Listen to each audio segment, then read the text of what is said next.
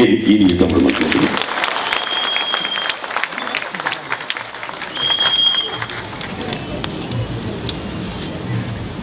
பொதுவாக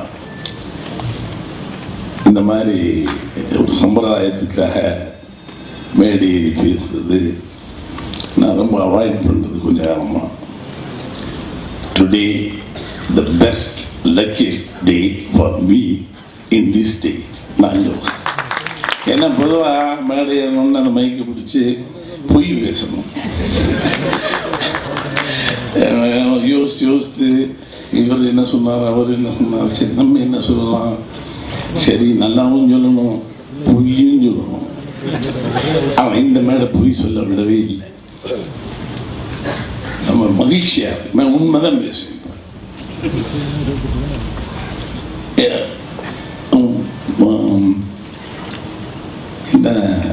ரொம்ப இப்போ விக்ரம் சொன்னால் உலக அதிசயம் அது இதுன்னு நிறைய விஷயங்கள்லாம் பேசினான்.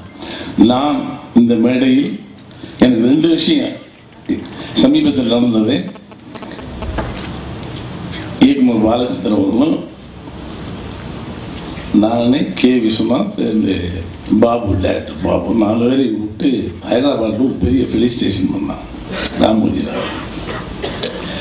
நான் சொல்லியிருக்கேன், எனக்கு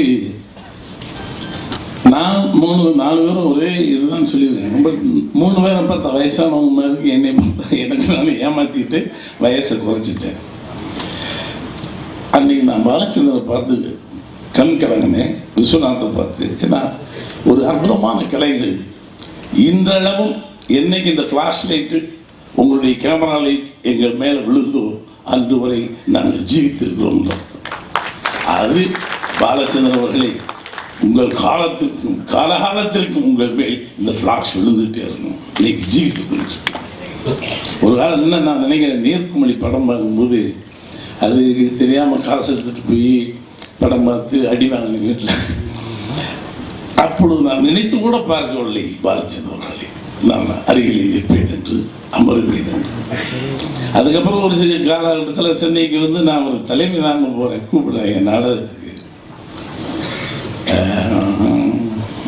ஊட்டியில் எனக்கு டிஸ்கஷன் அப்படின்னு அவாய்ட் பண்ணிட்டார். என்னை யாருன்னு தெரியல, ஒரு சின்ன குட்டி போய் அவ்வளோதானே என்ன விளையாடுறாங்க.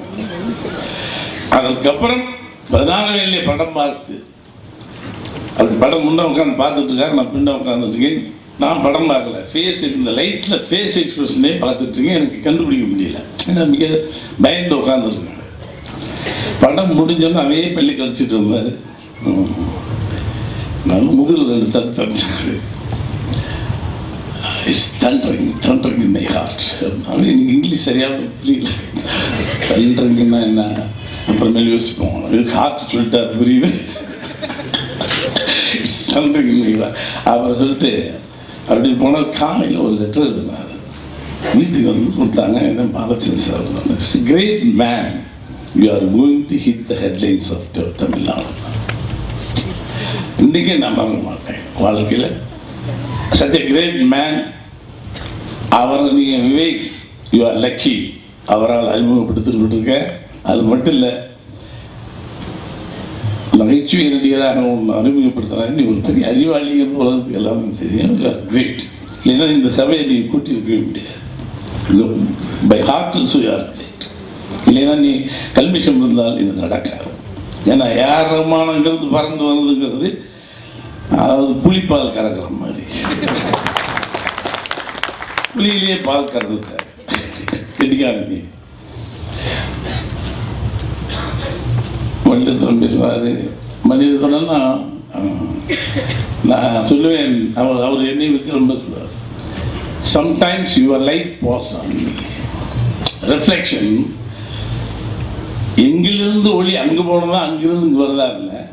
நான் சொல்லுவேன், என் ஒளி கொஞ்சம் வெளிச்சம் இருந்துருக்கலாம், அந்த வெளிச்சத்தில் கூட நீங்கள் பார்த்துருக்கலாம். ஆனால் உன் ஒளி மிக பிரபலமாக என்னை ரொம்ப பாதிச்சிருக்கு மணி. நான் சொல்லுவேன் எல்லாத்தையும், நான் பெரிய டைரக்டர் ஒத்துக்க மாட்டேன். என்னைக்காவது மெண்டத்தை இந்த கிராஸ் பண்ண முடியுமான்னு போட்டு அன்றைக்கி ஜெயிச்சேன்னா நான் சொல்லுவேன். ஏன்னா is different path, but I respect him, I love him. ஏன்னா என்னுடைய பாதை வேறு, அவங்களுடைய பாதை வேறு. அதை தேடி போயிருக்கேன். அந்த மாதிரிலாம் இருக்கலாமா, பண்ண முடியுமான்னு போயிருக்கேன். அது ரொம்ப ஃப்ராங்காக பேசுவேன். I learn something from him. Vikraman என் சக காலத்து மனிதன். நான் அதிகமாக சொல்ல முடியாது. அற்புதமான மனிதன். நல்லா straight forward. Care is straight forward. இன்னைக்கு பார்த்தா கேருக்கு வயசு சொல்ல முடியாது. 35 வருஷமாக பார்த்துட்டு இருக்கேன். அந்த ஃபில்ம் இன்ஸ்டியூட்லேருந்து வந்ததுலேருந்து நான் பார்க்குறேன். ஃபில்ம் இன்ஸ்டியூட் வெளியே வந்தாரு. அதுக்கப்புறம் படம் டைரக்ட் பண்ண டைரக்ஷன் கோர்ஸ் தான் படிச்சிங்க. வெளியே வந்தார். இன்னைக்கு வரைக்கும் அப்படியே இருக்கார். அவர் சொல்லுவார், என்னையும் சொல்லுவார், நான் கொஞ்சம் ஏமாத்தின ரைட் இல்லைன்னு சொல்லலை. பட் வெள்ளிந்தியான் ரொம்ப ரொம்ப ஸ்ட்ரெயிட் ஃபார்வர்ட். ஸோ இவங்களெல்லாம் நீங்கள் மேடையில் வச்சுருக்கீங்க. இந்த கிரேட் ரஹ்மான் அவன் வந்து யார் என்ன சொன்னால் இந்த பூமிக்கும் இந்த மண்ணுக்கும் இந்த மொழிக்கும் மிகப்பெரிய அங்கீகாரத்தை வாங்கி கொடுத்த முதல் மனிதன். ரொம்ப சிம்பிள் சார். நீங்கள் நம்ம ரஹ்மான் அவரை போய் பாருங்க, பேசி பாருங்க. 2 வரி 3 வார்த்தைக்கு மேலே இருக்கார். அடக்கம். நான் சொல்லுவேன், கௌரவங்கள் கிரீடமாகவும் தலையிலே வரும். தலையில் வச்சுக்காத, தூக்கி கக்கத்தில் வச்சுக்க, இல்லைன்னா அது தலையை சீல் ஒடிஞ்சிடும்.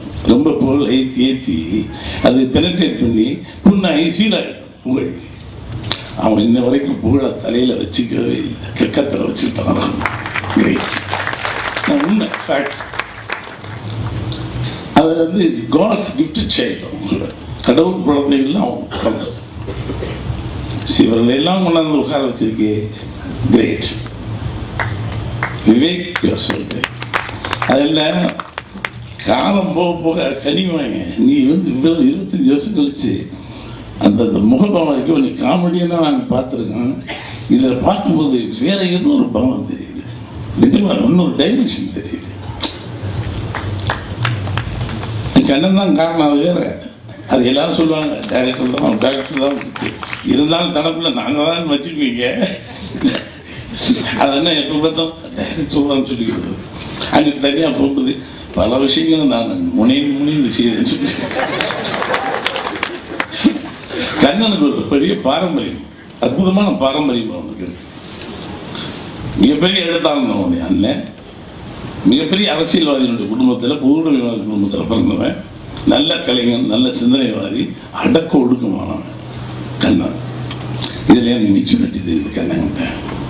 நிஜமாக கண்ணன் தான் பண்ண. இப்போ வேதம் வந்து நான் பண்ணல, யாரும் நம்ப மாட்டான். ஐயோ இருந்தாலும் இருடியா இந்த படத்தை பண்ணலாம். என்ன கலாச்சாரங்களே வேறுபட்ட ஒரு களம். அந்த களத்தில் தெரியாமல் என்னையும் செய்ய முடியாது. ஆனால் அதை ரொம்ப அற்புதமாக பண்ணியிருக்கேன். ஃப்ரேம் டு ஃப்ரேம் பார்க்குறேன். ரொம்ப ஆச்சரியமாக இருந்தது. Kannan accept you. புதிய இசையமைப்பாளர். நான் ரொம்ப பேசக்கூடாது இசை பற்றி. பாட்டு கேட்டால் நல்லா இருக்கு. எங்களுக்கு இலக்கணம் தெரியாது. இன்னும் ரஹ்மான் நான் என்ன சொல்லுவேன், ரஹ்மான் என் ஊர் உலகம் பூரா இன்னைக்கு ரஹ்மான் பாட்டு தான்.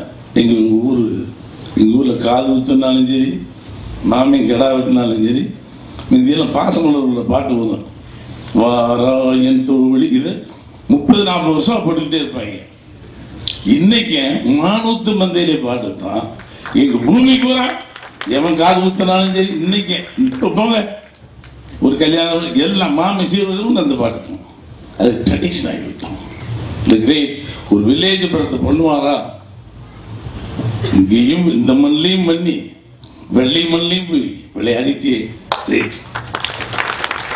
ஆனா எங்க மண்ணுக்கு இன்னும் கொஞ்சம் விளையாடியா ப்ளீஸ். என்னதான் போனாலும் தாய் வீடு வச்சுக்கோ. நீ பூந்த வீட்டுக்கு பெருமை சேர்ப்பாய் இல்லைன்னு இல்லை. தாய் வயசாகி போனால் கூட கொஞ்சம் வந்து இல்லைன்னா முத்தம். ஏன்னா அவங்ககிட்ட கேட்க போறேன். ஸோ தயாரிப்பாளருக்கு என்னுடைய சொல்லிடணும். ரொம்ப இளைஞனாக இருக்காரு, அழகாக இருக்காரு, நடிகலாம் போல இருக்கு. இந்த மாதிரி படம் எடுக்கிறது ஒரு துணிச்சல். அதெல்லாம் வந்து எந்த விதமான வியாபாரமும் இல்லாமல் உங்களுடைய இது முயற்சி தெரியுது. Hats off you. எல்லாத்தையும் சொல்லிட்டு இன்னொருத்தன் விட்ட விடமாட்டான். நிக்கல் அவன் தான் எங்களுக்கு இங்கே டைரக்டரு. நாங்கள் 100 படம் டைரக்டர் வந்து பண்ணுவோம். கொஞ்சம் உட்காருங்க சார், எந்திரிங்க, அங்கே பாருங்க, இங்கே பாருங்க, அங்கே உட்கார. இவனுக்கு கட்டுப்பட்டு நான் அன்னைக்கு இவனுக்கு சொல்லலைன்னு விவகாரம் ஆயிடும். கேம்பரிங் பண்ண அந்த பொண்ணுங்க வாழ்த்து. விவேக் மிக பிரமாண்டமான சக்சஸுடன் ஒரு அற்புதமான கலைஞன். தமிழுக்கு கமெடியை நாங்கள் நினைச்சோம், அதல்ல, அதை மீறி அறிவாளியும் ஒரு உலகத்துக்கு தெரியும். அதையும் மீறி ஒரு அற்புதமான ஒரு புரட்சித்தல் நடி என்பது இதில் ப்ரூஃப் ஆகும். நன்றி, வணக்கம்.